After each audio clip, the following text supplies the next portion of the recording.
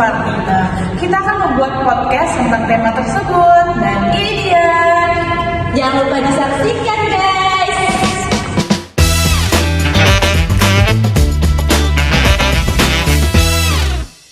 Assalamualaikum warahmatullahi wabarakatuh. Halo Sobat Sejarah, selamat datang di episode kali ini bersama saya Hawa Saridah Afikrin. Nah, kali ini kita akan membahas tentang salah satu organisasi penting dalam sejarah pergerakan nasional, yaitu Indis Party.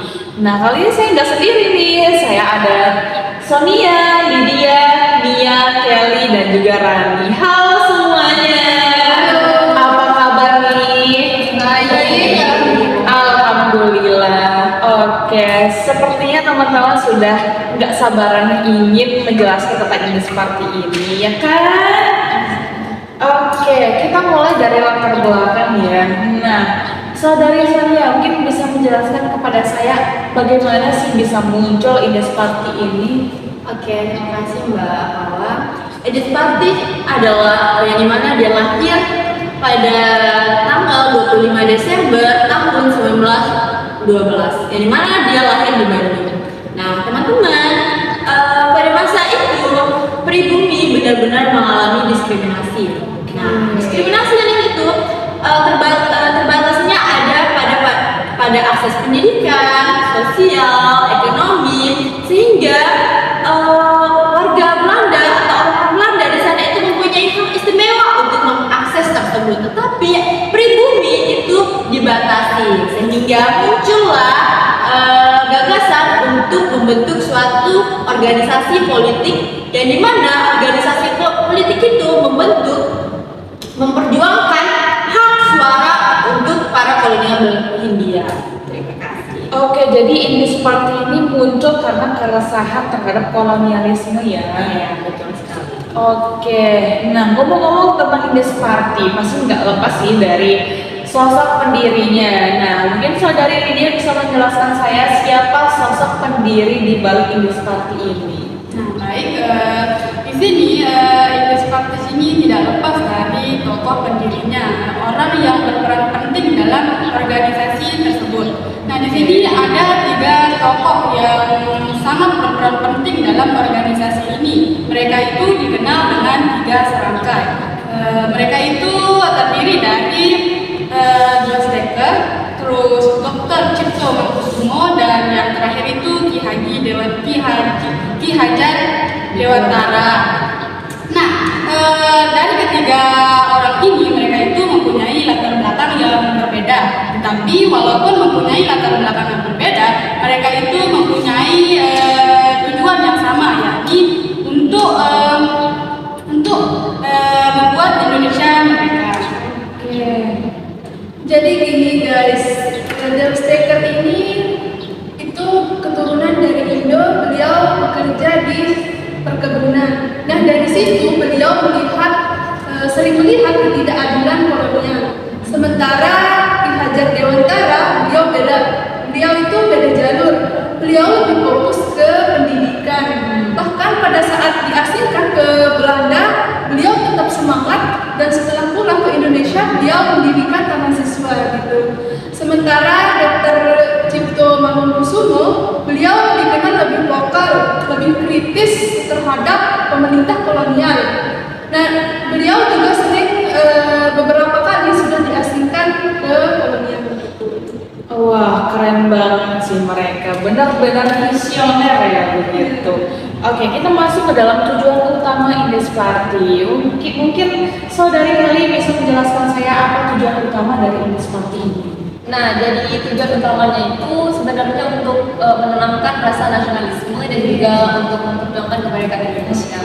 Nah, mereka itu kayak masih pakai media massa sebagai alat perjuangannya melalui surat kabar The Express. Ya. Terus di sana juga mereka menyalakan slogan seperti Indi Burgholland, yang artinya India bebas dari Belanda, dan juga Indi Gur Indir, yang artinya Indonesia hanya untuk orang Indonesia.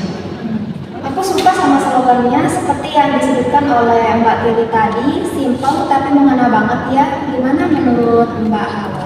Wah itu memang betul sekali sih, kayak mungkin menjadi branding perjuangan mereka gitu. Oke, mungkin kalau kita bandingkan dengan salah satu organisasi juga yaitu Sarekat Islam, mungkin ada persamaan dan juga perbedaannya nih. Mungkin saudari ini bisa menjelaskan bagaimana sih persamaan dan juga perbedaannya gitu. Oke, kalau kita bandingin nih antara Indis Partis dengan Sarekat Islam, Indis Partis ini lebih gerakannya itu lebih ke politik murni dan inklusif, tidak ada embel-embel agamanya gitu. Sedangkan Sarekat Islam yang awalnya dari komunitas perdagangan Muslim lama-lama berkembang menjadi politik gitu.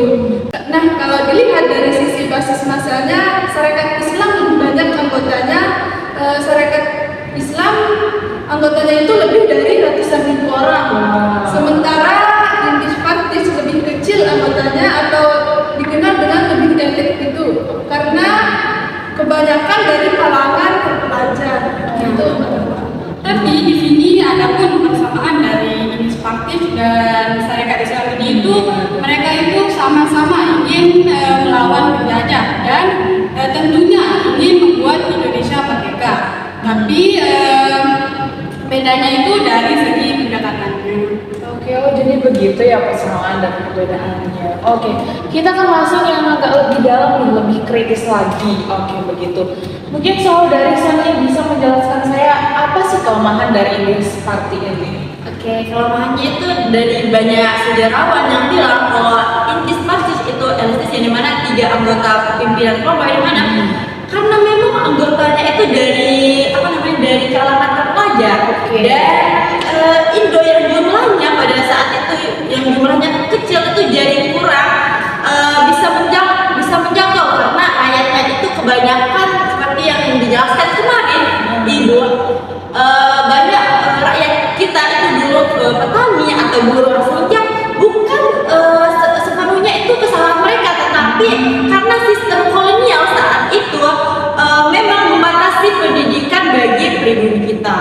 Oke, jadi elitis itu karena kondisi ya, bukan karena mereka ingin menjauh dari rakyat.